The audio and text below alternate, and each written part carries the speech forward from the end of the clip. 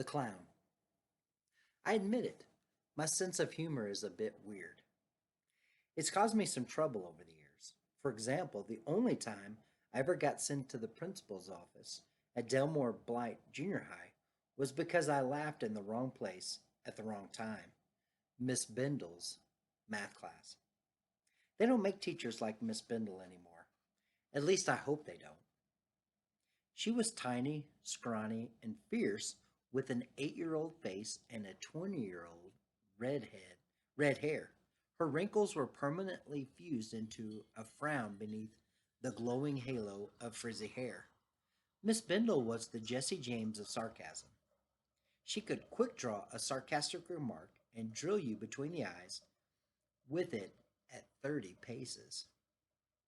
She once hit Mort Simmons with a slug of sarcasm that spun him around halfway out of his desk.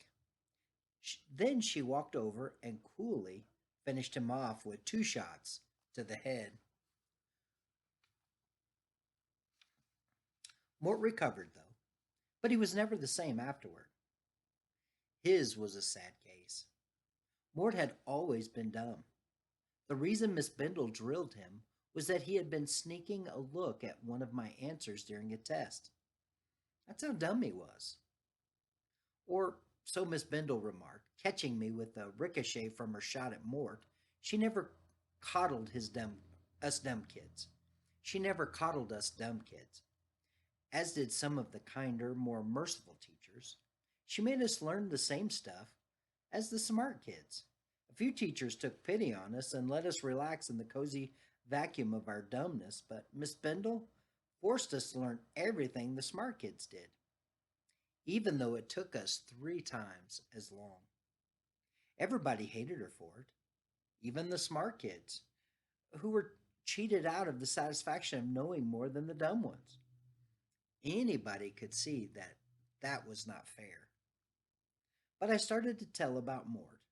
He couldn't do arithmetic without counting on his fingers. Miss Bindle said that she didn't care what parts of his anatomy he had to count on. He was going to learn just as much math as anybody else. Mort did, too, but it was a terrible strain on him. Dumb as he was, when he got to multiplying and dividing fractions, his fingers moved so fast that he had to keep a glass of ice water on his desk to cool them off. It was a good thing that we didn't do algebra in 7th grade because somebody would have had to stand next to Mort with a fire extinguisher. It is my understanding that modern educational theory dismisses the use of fear as a means of inducing learning in adolescence. Educators now take a more civilized approach and try to make learning an enjoyable experience. I agree with that. I know that all my children enjoyed school much more than I did. On the other hand, none of them knows how to multiply and divide fractions. I suppose that's part of the trade off. Fear was Miss Bindle's one and only motivator. It was as though that she had done her teaching training at Marine Boot Camp. She would stick her face an inch from yours and snarling and snapping, rearrange the molecules of your brain to suit her fancy. It was clearly evident to the person whose brain molecules were being rearranged that breath mints either hadn't been invented or hadn't come in a flavor pleasing to Miss Bindle. The oral hygiene of an executioner, however, is scarcely a matter of great concern to the potential victim. Miss Bindle preferred psychological violence, whipping your psyche into a pink froth, to physical violence. Physical violence was direct and straightforward, something all of us youngsters thoroughly understood. There was no mystery to it. Given a choice, we would have taken the teacher's physical violence, which consisted of snatching the culprit by their hair and dragging him off to the principal's office. As I say, Miss Bindle was extremely short, only about half the size of some of the larger boys. When Miss Bindle grabbed them by the hair and took off for the office, they had to trail along behind her in a bent over posture, which didn't do a lot for the macho image of some of the guys, particularly if they were saying, ow, ow, ow, ow, as they went out the door. On the other hand, if they had stood erect in order to depart from the room in a dignified fashion, Miss Bendel would have dangled from their hair, her feet swinging a good 6 inches off the floor. It was a no win situation, and wisdom dictated the less painful of the two modes of being escorted to the office. In contrast to Miss Bendel, other teachers merely pointed toward the door and ordered, "Go to the office." This method allowed the typical louts, some of whom were near voting age, to leave the room swaggering and sneering. No lout ever left Miss Bendel's room swaggering and sneering. I was a fairly timid fellow and took great care never to attract the wrath of Miss Bendel. I studied ways to make myself invisible in her class with such success that a couple of times she marked me absent when I really was there. Pitiful victims were snatched from their desks on all sides of me, but month after month I escaped unsnatched, making myself increasingly invisible, until finally there were only a few weeks left of my seventh grade sentence. I thought that I was going to make it safely through to the end of the school year, but I hadn't taken into account my weird sense of humor or my friend Slick. Clifford Slick was the class clown. Old Slick felt his purpose in life was to make people laugh, and he was pretty good at it. Everybody liked Slick. We would gather around him during lunch hour to watch his routines and laugh ourselves sick. He did a wonderful impression of Miss Bendel snatching a kid by the hair and dragging him off. He did both parts alternately, not alternatively. Let me say that again. He did both parts alternately, the kid and Miss Bendel, and it was hilarious. One of the reasons Slick got the routine down so well was that he got snatched about once a week. It was as though he had researched the act. He knew every little nuance of a snatching and how to exaggerate it just enough to turn the horror into humor. It was a gift. One day before school, I made the mistake of bragging to Slick that I was going to make it all the way through the year without getting snatched by Miss Bendel. Slick was concentrating on combing his hair into a weird shape. His father had shot a bear, and Slick had come into a quantity of bear grease. He slathered a copious amount of bear grease on his hair and was delighted to see that he could now comb it into any shape that he wanted. He combed it flat down against his skull so that it looked as though he were wearing a shiny, tight leather helmet. "How's that look?" he asked me. "Funny?" I grinned. "Yeah, it's pretty funny, Cliff. I like the one best though, where you comb it straight out from your forehead. It looks like a duck bill." "Okay, good," he said. "I'll go with that.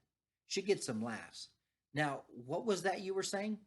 I said I've never been snatched by Miss Bendel. I'm going to make it all the way through the year without getting snatched. Slick turned a malevolent smile on me. "No, you ain't. Today you're going to burst out laughing right in old Bendel's class." "Man, not a chance." The mere thought of bursting out laughing in Miss Bendel's class would totally paralyze my entire laughing apparatus. It was like having a fail-safe mechanism. "You'll laugh," Slick said. "I'll make you laugh." I shook my head. "No way." In the whole 100 or so years that Miss Bendel had taught, I was reasonably sure that not so much as a snicker had ever been heard in her class, let alone a laugh. It was absolutely insane for Slick to think that I, a profoundly fearful and insecure person, would achieve fame as the one kid ever to burst out laughing within snatching range of Miss Bendel. As soon as Miss Bendel's back was turned to scratch some fractions on the blackboard, Slick went into his routine. He took a dainty sip from his ink bottle and then made a terrible face. His greasy duckbill hair contributed considerably to the comedy. I felt a laugh coming on, but easily strangled it. Slick looked disappointed. Then he stuck two yellow pencils up his nose, his impression of a walrus. I felt a major laugh inflating inside me. Slick next imitated a walrus taking a dainty sip of tea. That almost got me. But the laugh exploded deep in my interior with a muffled whump. Suspicious, Olga Bone Marrow in the next row glared at me. Feeling as though I had suffered major internal injuries, I wiped some tears from my eyes. Slick took this as an encouraging sign and pulled out all the stops. He was doing his duckbill walrus daintily sipping tea while wiggling his ears when Miss Bendel turned to face the class. Clifford! She roared, hurtling down the aisle like a tiny ancient red-headed dreadnought. Slick's ears ceased to wiggle. The pencils in his nose quivered. A bit of inky drool dribbled from his gaping mouth. He clenched his eyes in preparation for a major league snatching. Miss Miss Bendel grabbed at his hair and headed down the aisle, obviously expecting Slick to be firmly in tow. But Slick was still seated at his desk, eyes clenched, pencils up his nose. Miss Bendel rushed back and made another pass at his hair, but again her hand slipped off. She snatched again and again with even less effort. Apparently, it was the first time that she had ever encountered bear greased hair on one of her snatchees. All the while, Slick sat there numbly, the yellow pencils poking out of his nose and a terrible expression on his face. Maybe it was Slick's expression that got to me, or maybe it was the way that the teacher stared down at her greasy palms, her eyes full of rage and disgust and incomprehension. Whatever the trigger, it bypassed the failsafe mechanism. My wild, booming laugh detonated like a bomb in the frozen silence of the room. I could scarcely believe it was my own laugh. I hoped it might be Mort's, only he might possibly be stupid enough to laugh in Miss Bendel's math class. But no, the laugh, now diminishing from a roar into a sort of breathless squealing, was none other than my own. I had been betrayed by my weird sense of humor, by Clifford Slick and his bear grease, and yes, even by Miss Bendel. As I writhed in an agony of mirth, half hilarity and half terror, I could feel Miss Bendel's stiletto eyes piercing my living, for the moment, flesh. My stunned classmates failed to find my laughter infectious. He who laughed in Miss Bendel's class laughed alone. And then it happened. Clifford, Pat, snarled Miss Bendel, go to the office. She pointed the way with a finger shiny with bear grease. I left the classroom erect and dignified. Cliff went out the door sideways, doing his comical little vaudeville dance. It didn't get a laugh. After the principal, Mr. Wiggins, gave us his board lecture on the importance of discipline in a learning environment, he ordered us back to class. As I was passing the entrance of the cloakroom, I heard strange sounds emanating from the far end. A quick glance revealed that it was Miss Bendel.